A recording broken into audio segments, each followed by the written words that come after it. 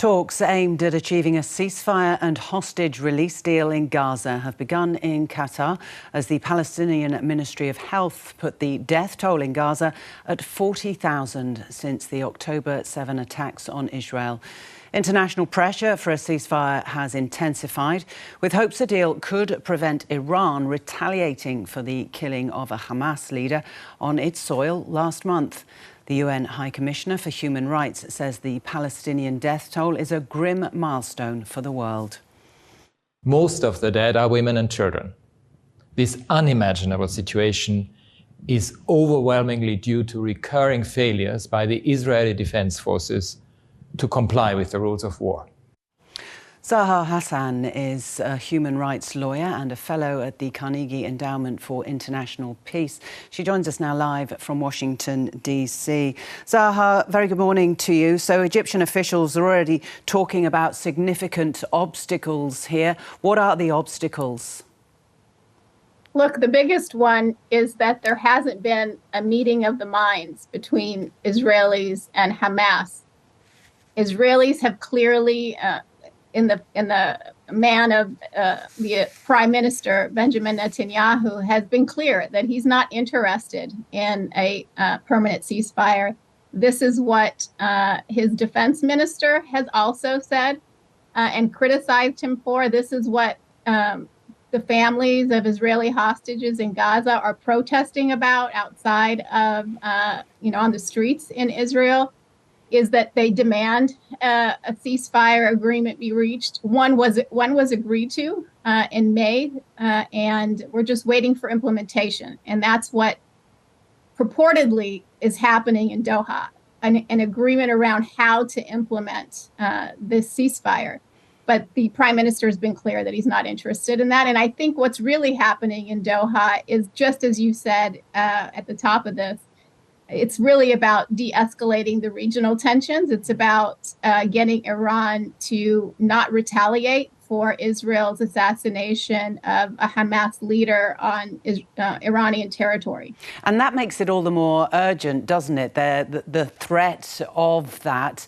The American influence here must be strong on the Israeli leadership.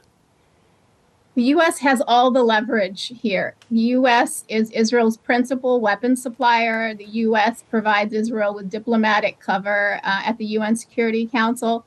And it's been really committed to giving Israel the space and time to do what it wants to do in Gaza, which is supposedly to eradicate Hamas. But I think the U.S. has come to the realization that there is no eradicating a political ideology or resistance against an occupation, which the International Court of Justice has recently said is illegal. It's an illegal occupation, which makes Israel's conduct even more illegitimate, noting, as the U.S. president said, is indiscriminate bombing of Gaza.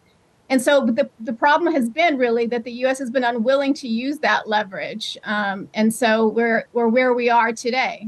The one superpower that could push Israel towards a permanent ceasefire, an end to, the untold deaths. I mean, we're talking 40,000 dead, but for every one person who's been killed, shot, or bombed, there's going to be 2 or 3 Palestinians that die because of disease and a lack of health care and water and sanitation. And so the time is running out, and it's unclear sort of what it's going to take for the U.S. to actually use that leverage. Let's talk about Hamas then. They're not involved at this stage in the talks, but they did agree to the original proposal put forward by the Biden administration. Do you think the new leader of Hamas and the fact that has changed person might make a difference here? Well, the issue now is that the principal negotiator was assassinated in Iran, Ismail Haniyeh. And so now you have the political wing of Hamas and the military wing united under the one person of Yahya Sinwar. And we already know Yahya Sinwar has been very committed to armed resistance, very committed to not relinquishing control over Gaza. But the one positive side of having the decision maker in one person is that you can have more direct response from Hamas about negotiations around a ceasefire. And so we can expect to see maybe a little less time in getting to an agreement on the Hamas side.